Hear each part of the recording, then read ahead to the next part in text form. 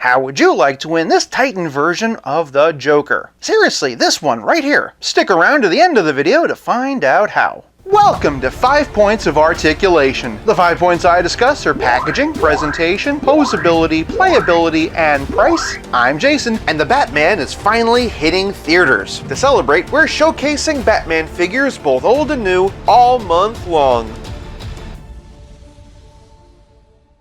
Today, we are officially wrapping up Batman month with a look at the McFarlane Toys DC Multiverse, Arkham Asylum, Joker, Titan, Megafig. I know it's technically April, but in my defense, this video was supposed to come out on Thursday. Unfortunately, technical issues with my Demona review threw everything off. Also, if you haven't seen that video yet, definitely check it out. Starting off the packaging, and the Joker comes in a big, beautiful box. This figure is so big, in fact, that it literally takes up every space from top to bottom. I'm honestly pretty impressed that it actually says the Joker Titan instead of just the Joker. More names and logos on the side. A big window at the top gives us a little taste of what we're in for. UPC for those who want it or just don't feel like waiting for the giveaway. And a huge product shot on the back. In case there was any doubt, for packaging, the Joker Titan gets 1 whole point. Moving on to presentation, and Joker stands at 11 3/4 inches. First impressions, and this figure is really impressive. With Clayface, I did feel like there were a few corners cut. The biggest one being the lack of rotator cuff, but for the most part they really went all out on this one. From the top, and the head is sufficiently creepy and grotesque. He is rocking the side eye, which is a bit unfortunate. Also, the eye should be glowing, but there's a lot of nice paint detail. The mohawk is a softer rubber and is nice and vibrant. Honestly, kind of looks like a patch of grass, and I'm really impressed by all the spikes running down his back. That said, they're also soft and are a bit out of shape. As always, McFarlane's texture game is on point. Shame it wasn't extended to the joints. Also, between the gray wash, the veins, and the blood, there's a lot more paint detail than usual. I do feel that some of it looks a bit haphazard, but it also looks convincingly painful. I also appreciate the glossy red that they used for the blood. Definitely helps it to pop. And on that subject, I'm honestly astonished by how much blood there is. These days, you don't really see this level of gore on mainstream toy shelves. On that subject, I really appreciate the bloody nails. They aren't bloody on the box art, so it's a real nice touch. Come to think of it, on the box art, the blood really isn't all that bloody. On the subject of the nails, they look cool, but they should be a lot longer compared to what we saw in the game. Moving on down to the pants, and I do have one minor nitpick. Don't get me wrong, the color and texture is good, but I do feel like it's a missed opportunity not to have it match the Arkham Asylum Joker that they already made. At the very least, they should be pinstriped. And moving all the way down, Joker should definitely consider seeing a podiatrist.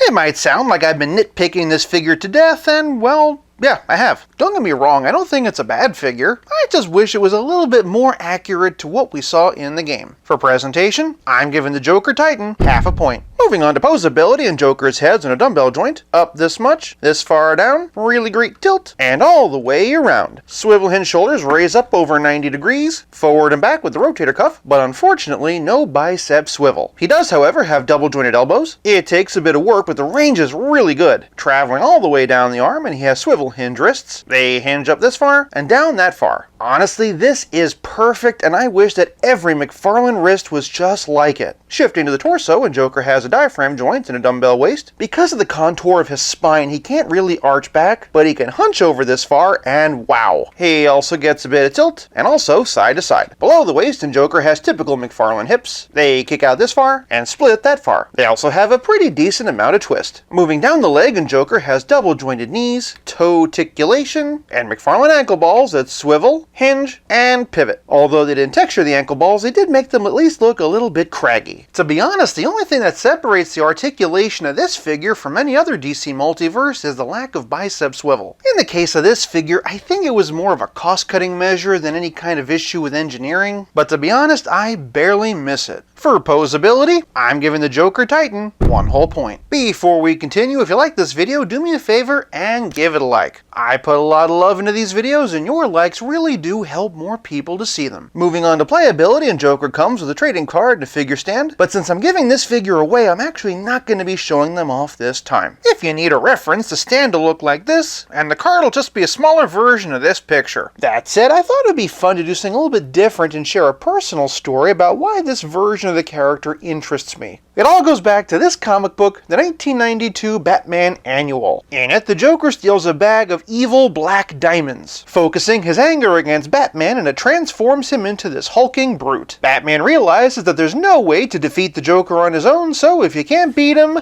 join him. The comic climaxes with a battle between two evenly matched, demonically superpowered versions of the Joker and Batman. It also features this dialogue, which perfectly captures their dynamic. This comic might seem silly, but it's actually very important to me because this is the very first comic book I ever bought. It single-handedly informed my mental image of Batman, and also the Joker. I look at the Joker Titan, and although it is pretty different, it does bring me back to my earliest memory of reading a comic book. But playability is more than just accessories or mini reviews of old comics. It's also about how well your figure plays with others. For starters, here he is with the DC Multiverse Arkham Asylum Joker. I think it's safe to say they took some liberties with both figures, but for a more screen-accurate version of the Arkham Asylum Joker, here he is with the one by DC Direct. I unfortunately don't have their version of the Titan Joker, but here's a general idea. I do, however, have Nurse Harley. This one is also by DC Direct. For another Harley Quinn comparison, here he is with the one from Arkham City. This one was made by Mattel. Here we have the Arkham Asylum version of the Scarecrow. The syringe glove kinda makes him look like Freddy Krueger from A Nightmare on Elm Street 3.